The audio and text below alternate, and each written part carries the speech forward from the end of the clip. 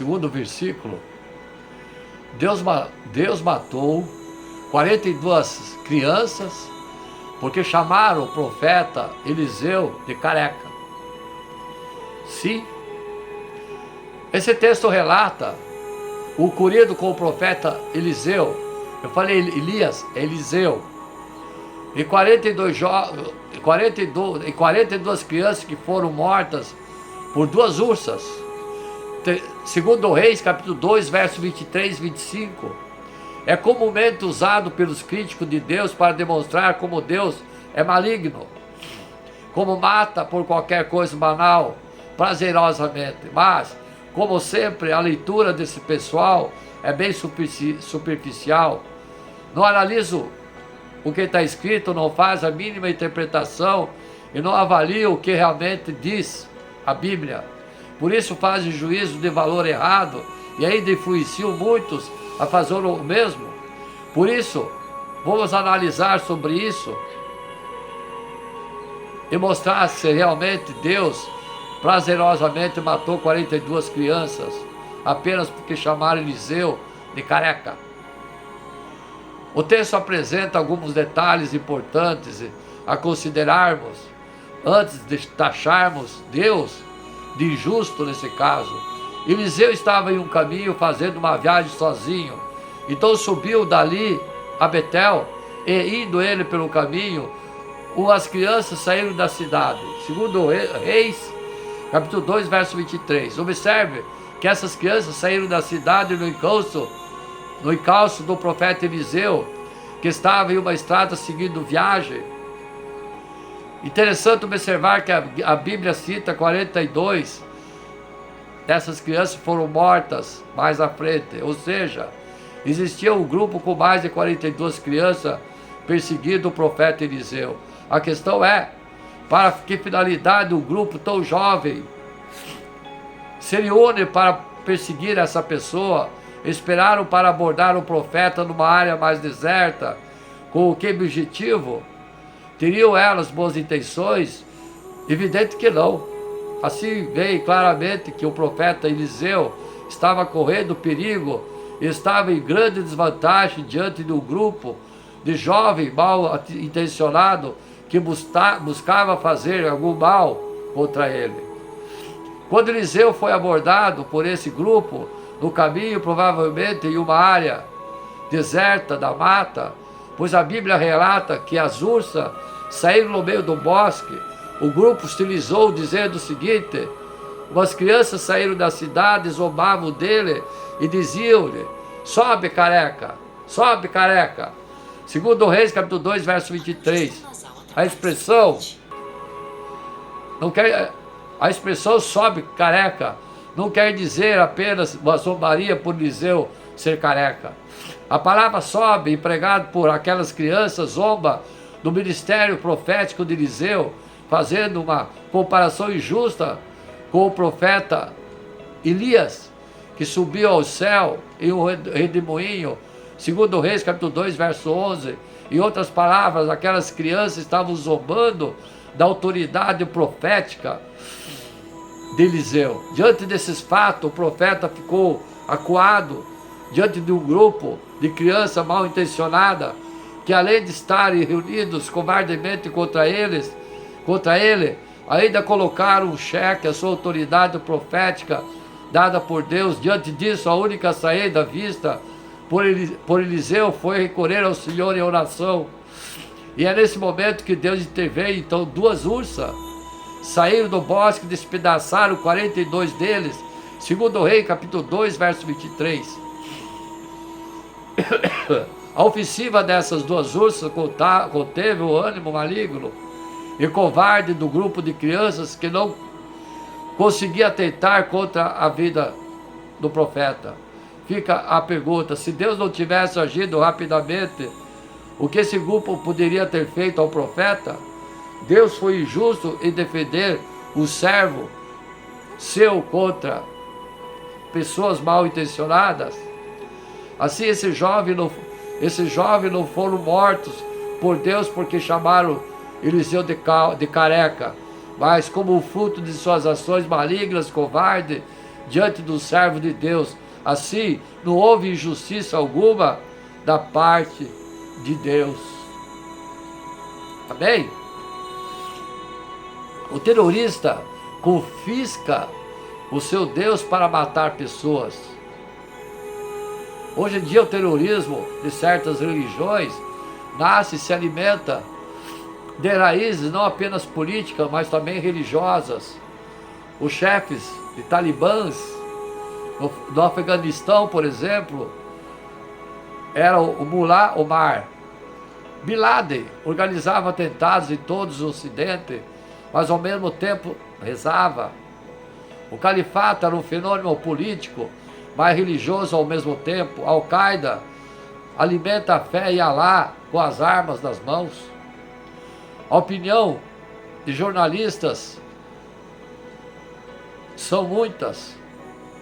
O novo diretor do Charlie Hebdo, questionado por um jornalista sobre a linha da sua publicação semanal satírica, tomará depois o massacre sofrido pelos dois jihadistas na quarta-feira que passou, disseram que esse estilo de jornal não vai mudar. Nós somos laicos, enquanto os terroristas são integralistas, não religiosos, mas integralistas. Grito, Alá acabar, Alá acabar.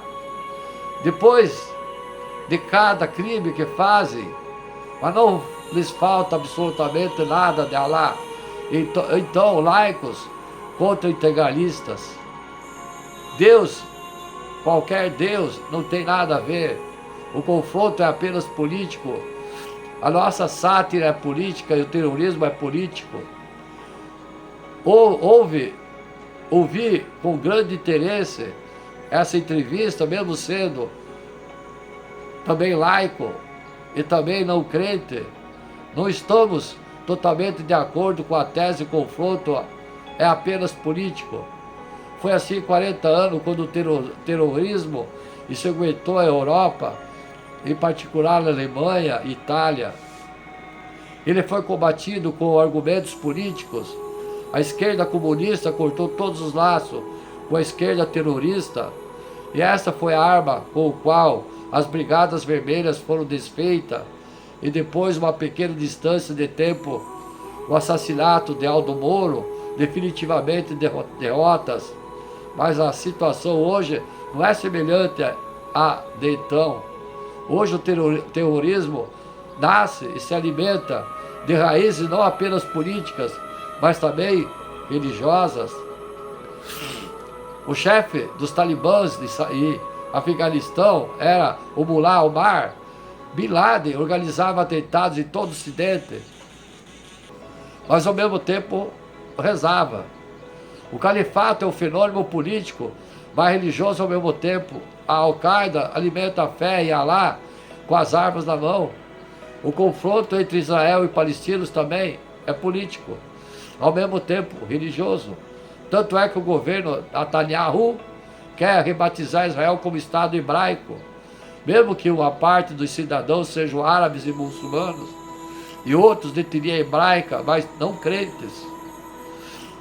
Além disso, Maomé, quando lançou os árabes que seguiam o máximo ao Corão e as disposições do profeta, exortou-os a não matar criança, os velhos e as mulheres, mas combater no nome de Alá, seu Deus. Cristo era, segundo Maomé, um profeta, mas a religião construída não por ele, mas pelos seus seguidores, é inimiga de Alá. A literatura e a poesia reuniram e amplificaram o confronto religioso e as guerras que daí se seguiram, começando pelas batalhas de Roncesvalles, dos califatos de Córdoba e da Lúzia, vencido depois de alguns séculos pela reconquista de Fernando e de Isabel. Os católicos não ficaram para trás. As cruzadas para a conquista da Terra Santa eram abençoadas pelo Papa. Os reis forneciam as tropas e as frotas, mas era o Papa de Roma que dava. E primatur, quando a Igreja, depois dos 3 primeiros séculos, descobriu o poder temporal Esse foi o seu centro, e sobre ele ela fundou a sua existência. Não por acaso o rei da Espanha era definido como católico, e o da França como cristianíssimo. A Inquisição foi, durante séculos, o coração da igreja, tanto na mira dos descrentes, os judeus, os cátaros, os valdenses, fé contra fé, por um milênio, foi essa essência da igreja romana. O Papa Francisco faleceu, foi o primeiro a denunciar o temporalismo, a lembrar que há um único Deus, que não é católico, mas é ecumênico. Quem venera a Deus Pai, ou o de Moisés, o Alá, venera o mesmo Deus, e o crime maior é o de distingui-lo, erguer os seus símbolos um contra o outro. Não por acaso o Papa foi a voz mais alta contra os terroristas que matam em nome de Alá, além de confiar a Deus as vítimas de sua crueldade. Disse ele celebrando uma missa: convido a todos e todas as religiões a interceder também pelos cruéis, para que o Senhor mude seus corações. Esse caminho para os laicos são aqueles que não têm divergência de religiões. A religião é livre, é laica. Esse caminho se identifica com a democracia para as religiões com o Deus único, que ninguém pode supor como próprio, duas linhas paralelas que convergem ao mesmo objetivo. A guerra contra o terrorismo, junto com os lutos, com as tensões, com os medos, no entanto, tem um aspecto positivo que não deve ser subestimado. Faz surgir também, naqueles que até agora eram diferentes, ou mesmo hostis, a necessidade de construir uma Europa unida, a ser alcançada em parte com acordos específicos sobre questões de segurança e de investigação, em parte com deliberação dos 28 países da União Europeia, que equivale aos verdadeiros sedimentos da soberania. O terrorismo parece ter escolhido a Europa como campo de confronto. A Europa só pode responder movendo um passo rumo à unidade, não mais econômica, mas também política, e não apenas para os 19 países da zona do euro, mas também a União Europeia inteira, porque a emissão e a presença de cada vez mais numerosa minorias alocadas em muitos países dos nossos continentes há já 2 ou 3 gerações tornam indispensável levar em conta as suas diversidades, a sua diversidade no quadro do espaço comum onde todos devem conviver. Essas minorias correm o risco de se tornarem terreno de proselitismo para os terroristas, mas também podem ser educadas para a democracia, para o trabalho, para os direitos, para os deveres que uma convivência civil envolve. Cidadãos europeus, muito mais os cidadãos das nacionalidades individuais. Esse objetivo está se tornando fundamental enquanto o fenômeno migratório engrossa, especialmente entre as duas margens do Mediterrâneo. Para dar um resultado positivo, ele requer mais empregos, mais equidade social, investimento, mais consumo, mais comércio inter-europeu e internacional. As condições econômicas, sociais necessárias para realizar esse objetivo são evidentes. É preciso combater a deflação, é preciso melhorar as taxas de juros, levando ainda mais altas demais ao equilíbrio substancial, e é preciso recuperar com as partes sociais, em particular com as que representam os trabalhadores, uma concertação que produz, nos anos 1990, resultados excelentes que pode produzi-lo novamente em uma fase em que as concorrências empresariais e locais valem mais do que as nacionais, que requerem a presença constante de sindicato e empresa. Sim, sindicato e empresa. A confusão entre islamismo e terrorismo. Após os atentados em Paris e o ataque que matou 14 pessoas na Califórnia em novembro de 2015, o grupo autodenominado Estado Islâmico causou temor no mundo todo, principalmente por sua declaração contra o Ocidente. Nos últimos anos, o preconceito contra pessoas da religião muçulmana vem aumentando, sobretudo por parte de nacionalistas europeus que também criticam o movimento de entrada de refugiados em seus países. A onda anti-islâmica já existe desde os ataques às Torres Gêmeas em 2001. Na semana seguinte aos ataques em Paris, o debate acirrou-se nos Estados Unidos com a reação dos políticos contra a entrada de refugiados muçulmanos em seu país. Como o preconceito normalmente é fruto de sentimento hostil, como consequência da generalização feita sem exame crítico, esse artigo tem por objetivo demonstrar de que essas pessoas não são terroristas por serem muçulmanas. Sim. Em primeiro lugar, para entender melhor, é importante diferenciar árabes de muçulmanos, já que nem todo árabe é muçulmano e vice-versa.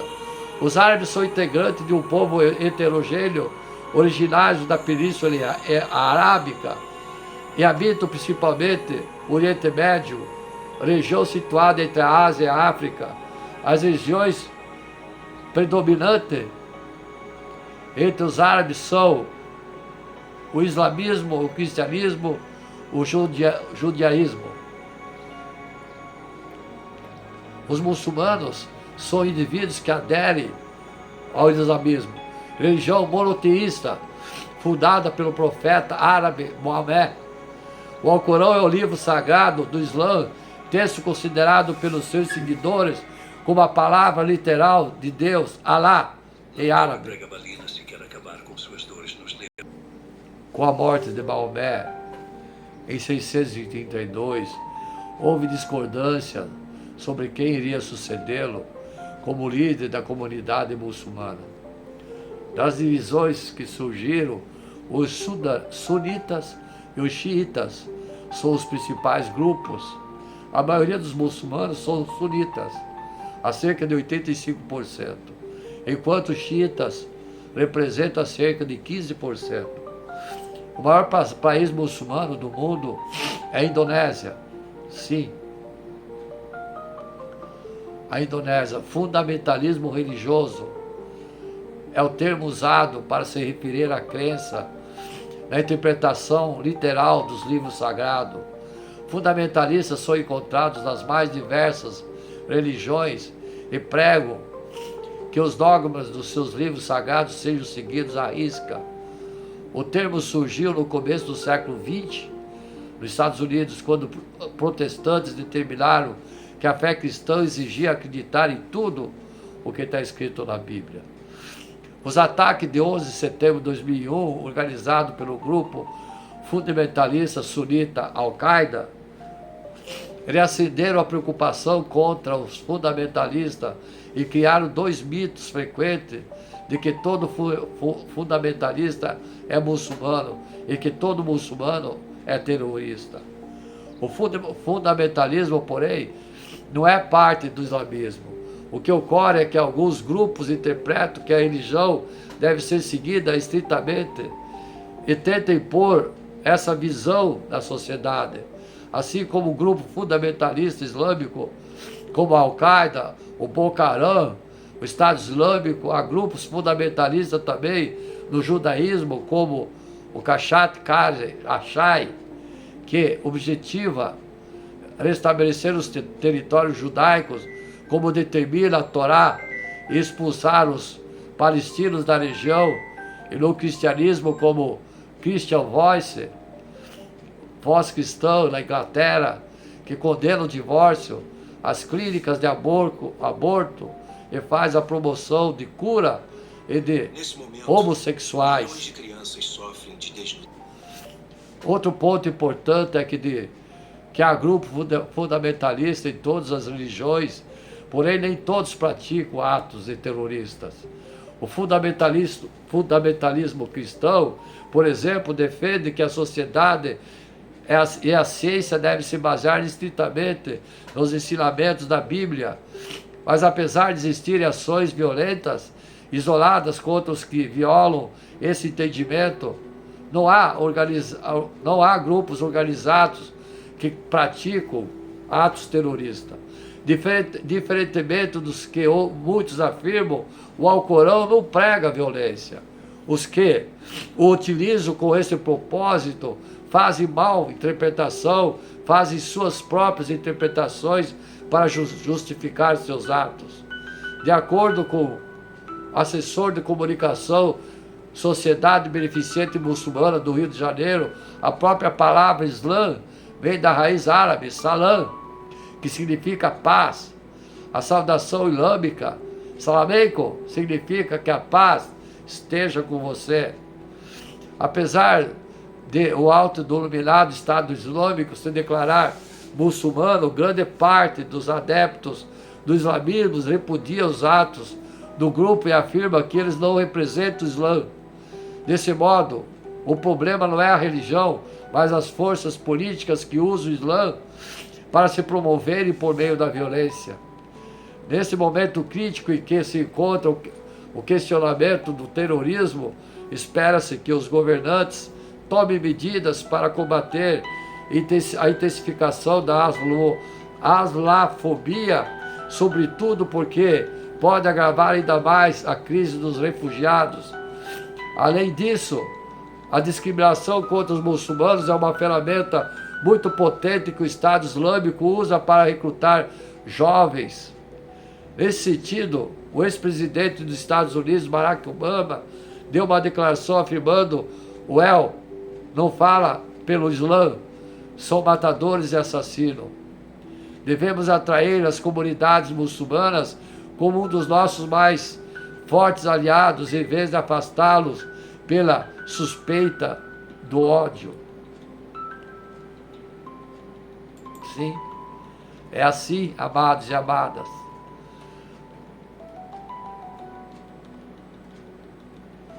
O Alcorão manda matar quem não é muçulmano?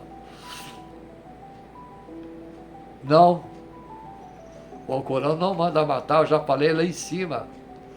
Na Europa o mundo se vê impressionado com os últimos acontecimentos envolvidos muçulmanos e a pecaminosa liberdade da expressão ocidental, como achamos de alguns pensadores islâmicos, pelo menos 12 mortos e uma mensagem clara: não fale mal de Alá, não fale mal de Maomé, não fale mal do Alcorão, não fale mal do islamismo, senão vos submeterdes, nós os mataremos.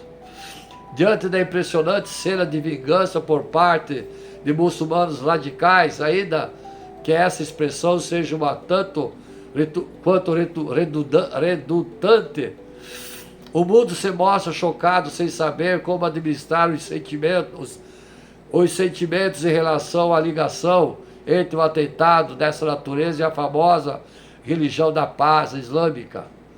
Aqui se faz necessário o velho adágio popular: o pior cego é aquele que não quer ver. Em meio a todos os comentários da televisão pelo mundo, vemos que o pior inimigo para as atuais sociedades ocidentais, que desejam o mínimo de paz e harmonia possível, são os muçulmanos considerados moderados, pois esses bons moços iludem aos que não conhecem os fundamentos do Islã e os que fazem acreditar talvez que esses terroristas loucos sejam apenas alguns desequilibrados que não seguem os verdadeiros fundamentos do Islã. Quero repetir pelo menos 4 coisas sobre o islamismo que você precisa saber. Primeira, as passagens do Corão que falam da harmonia e paz são as primeiras citações de Maomé a serem escritas, e as mais violentas constituem a segunda parte das citações. As mais recentes revogam as primeiras, ou seja, as passagens violentas e intransigentes é que exigem assassinato em massa e decapitações de crianças que estão valendo hoje. A Sharia é um tipo de lei que os muçulmanos têm a obrigação de implantar em todo o mundo e não pode descansar enquanto isso não se tornar realidade global. Para eles a democracia é pecado, é abominação. Segundo eles, a liberdade de expressão é uma falha na sociedade atual e serve apenas de brecha útil para a reivindicação e a implantação do islamismo Sharia. É a lei pela qual eles se sentem do direito de bater em suas esposas, açoitar publicamente alcoólatras e aqueles que jogam, imputar as mãos de ladrões, executar homossexuais, açoitar fornicadores, apedrejar até a morte aqueles que cometem adultério. Pela própria Sharia também são condenados à morte quem ousar criticar Maomé, o Alcorão, o islamismo. Tal lei ainda determina que os que abandonam o islamismo sejam assassinados em nome de Alá, e determina que aqueles que creem que Jesus é filho de Deus sejam decapitados. É também dever de todo muçulmano fazer guerra, jihad, contra todos os povos, até que toda a sociedade e governo se curvem a religiões de Deus em suas terras. Os muçulmanos podem enganar quem não é muçulmano, se isso for proteger suas vidas, ou o islamismo.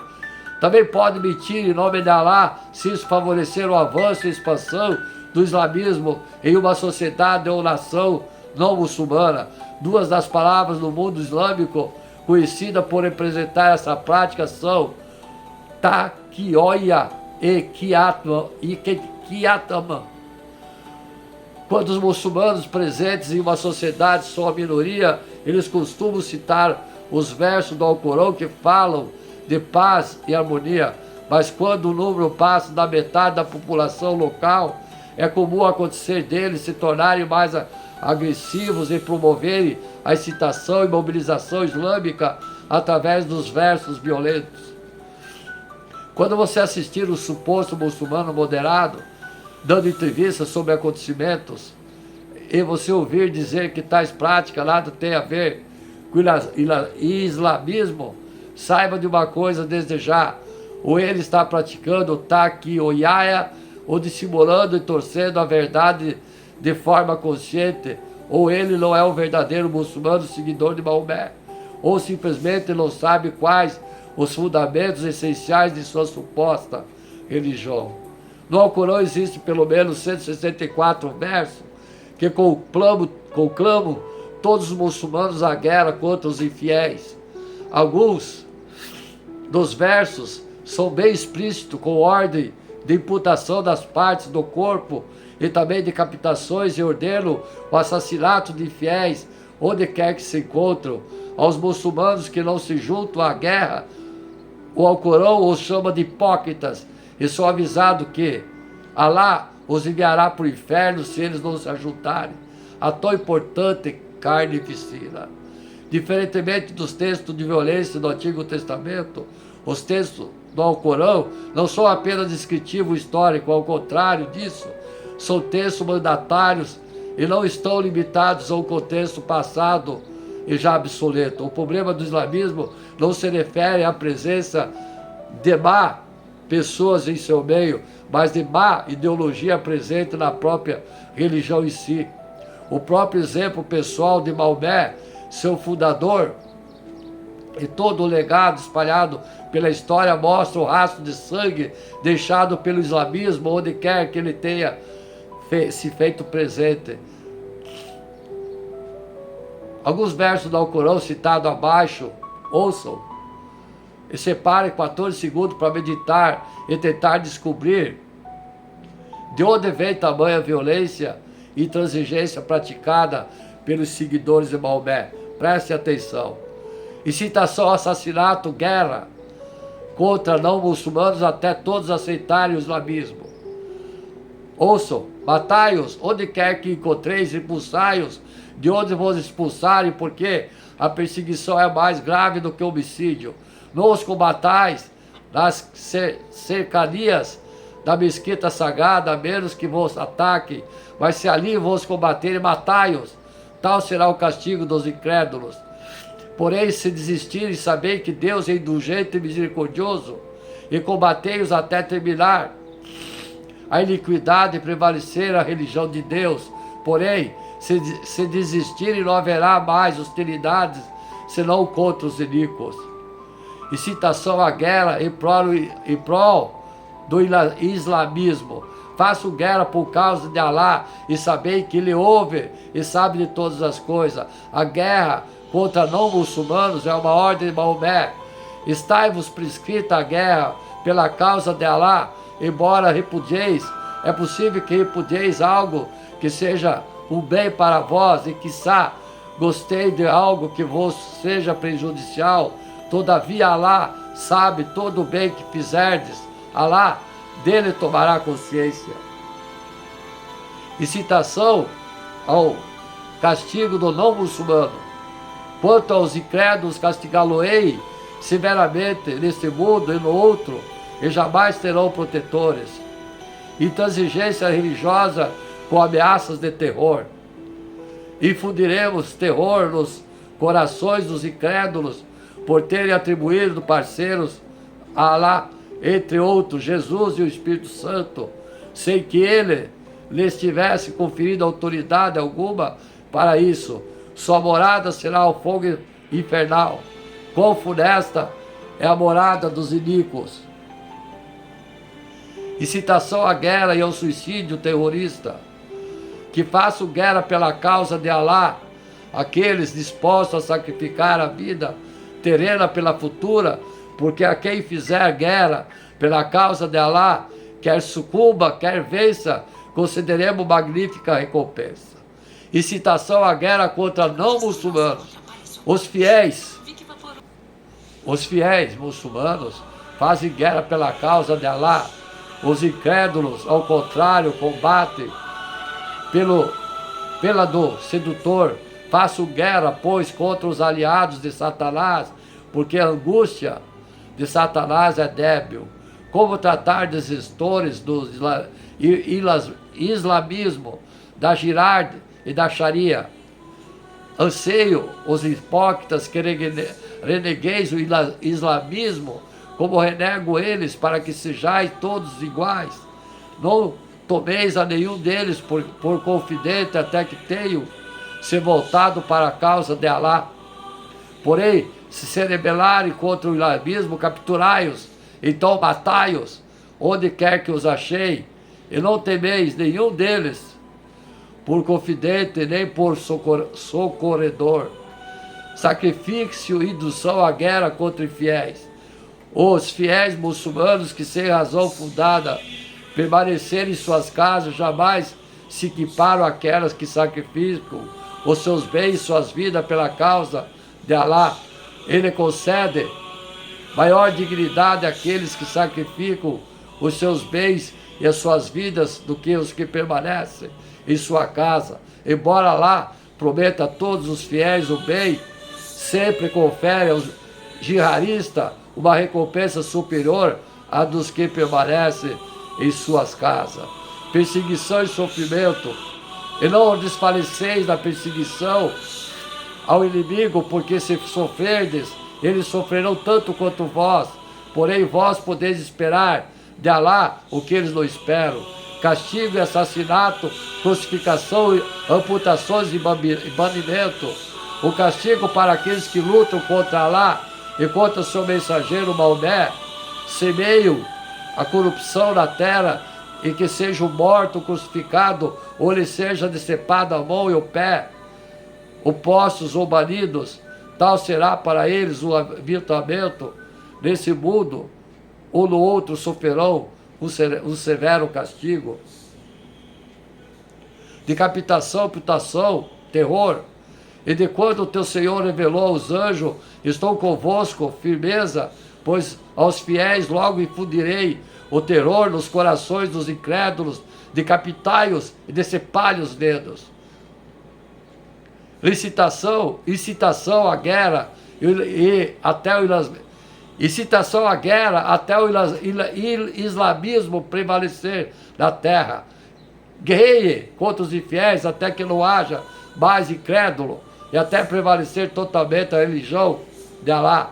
Terrorismo e crueldade para infundir medo, sem entrar em guerra com infiéis, infunda-lhe o terror nos que estiverem por trás deles, para que se lembre disso depois. Indução e chacinas e escravidão, não é dado ao profeta algum fazer cativo de guerra, antes de ter promovido grande chacina em sua terra.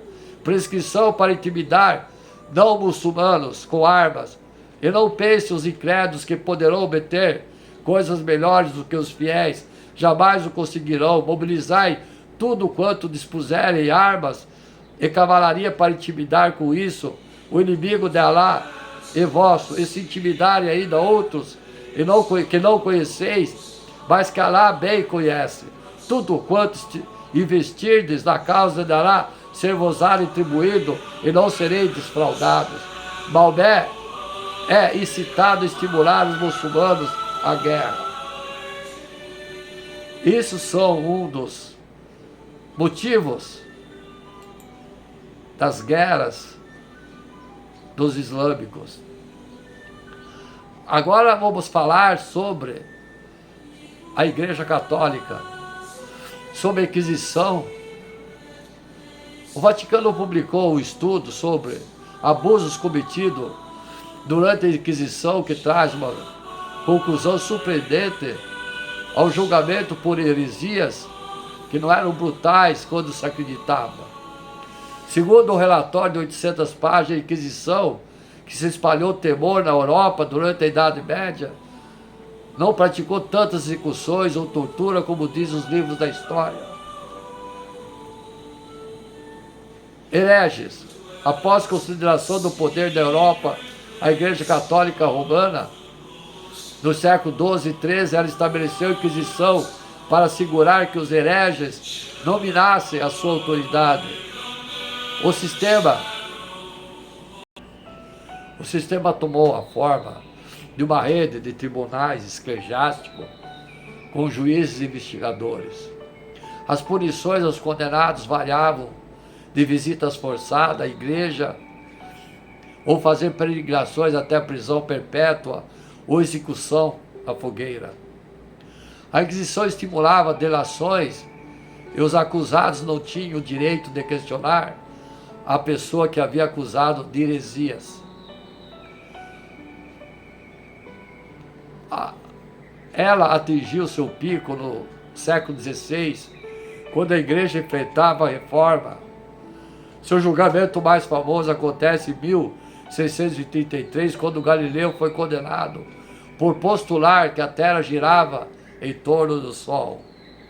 A Inquisição espanhola, que se tornou independente do Vaticano no século XV, praticou os abusos mais extremos, sobretudo com o uso dos autos da fé, e que matavam os condenados em fogueiras públicas. Seus representantes torturavam as vítimas, realizavam julgamentos sumários, forçavam conversões e aprovavam sentenças de morte. Não há dúvida de que no começo os procedimentos planejados foram aplicados com rigor excessivo, que em alguns casos foram degenerados e se tornaram verdadeiros abusos, diz o novo estudo do Vaticano. Mas o relatório preparado ao longo de 6 anos argumenta que a Inquisição não foi tão má como se costuma crer. Bonecos no fogo. Borromeu cita como exemplo que 125 mil julgamentos de suspeito de heresia na Espanha, menos de 2% foram executados. Ele afirma que muitas vezes bonecos eram queimados para representar aqueles que foram condenados à revelia. As bruxas e hereges que demonstravam arrependimento no último minuto recebiam alguns tipos de alívio para a dor quando eram estrangulados antes de serem queimados. Para aqueles que possuem ligação com as vítimas da Inquisição, porém, a declaração do Vaticano de que ela não era tão má quanto se dizia, tem pouca importância. Os valdensianos, membros de uma seita protestante declarada herege, no século XII, estavam entre as vítimas da Inquisição. Não importa se há muitos ou poucos casos, o que é importante é que você não pode dizer estou certo, você está errado, eu vou te queimar. Ainda segundo o novo relatório, no auge da Inquisição, a Alemanha matou mais bruxas e bruxos do que em qualquer outro lugar, a cerca de 25 mil. Pediria aos fiéis da palavra, a Igreja Novo Reino, que explicasse aos filhos o que são bruxas e bruxos. A Inquisição foi criada pela Igreja Católica na Idade Média, 476 a 1453, especificamente na Idade Média, século XI ao século XV. A Idade Moderna, 1453 a 1789.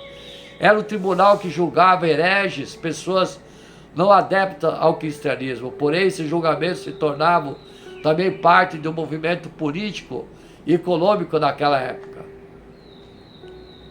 Inicialmente, as averiguações incidiram na Alemanha, França, Itália, em seguida Espanha, Portugal, e assim alcançaram os países da América colonizados.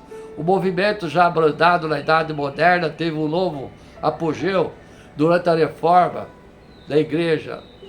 Ele tornou também durante a formação dos Estados nacionais do século XVII.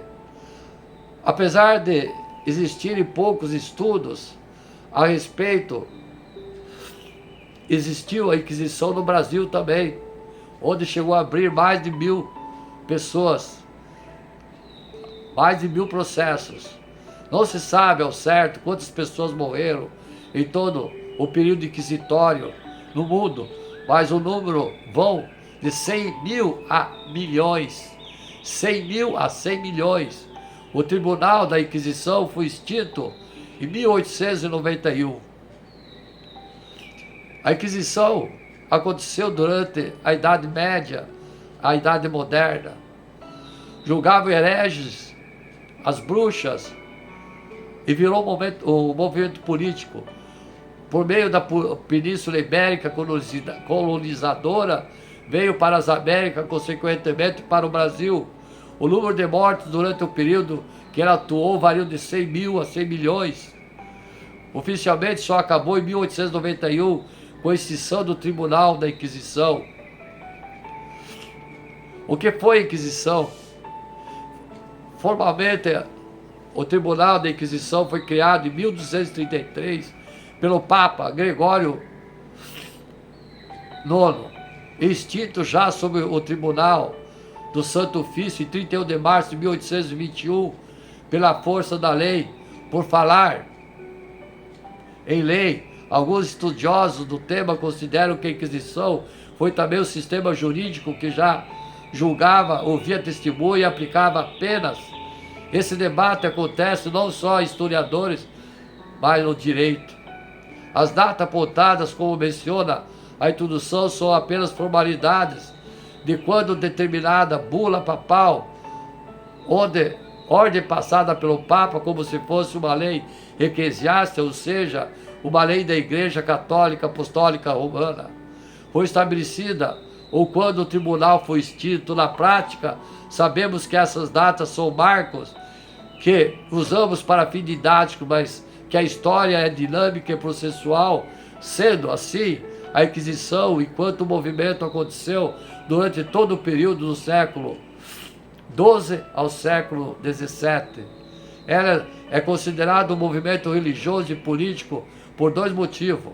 Primeiro, sabemos que a Igreja tinha um poder muito grande na Idade Média e que fez com as suas leis, a princípios eclesiásticos, influenciasse sobremaneira o estado e as ações da sociedade. A própria Igreja tinha outros interesses, não só religiosos, nessas investigações e condenações. Há estudos que dizem que ela lucrou muito com a Inquisição e que aconteceu não só na Europa, mas também em parte da América, Portugal, Espanha, e não só investigou e condenou, como também torturou e matou muitas pessoas. Vou prosseguir no terceiro e último vídeo. Amém?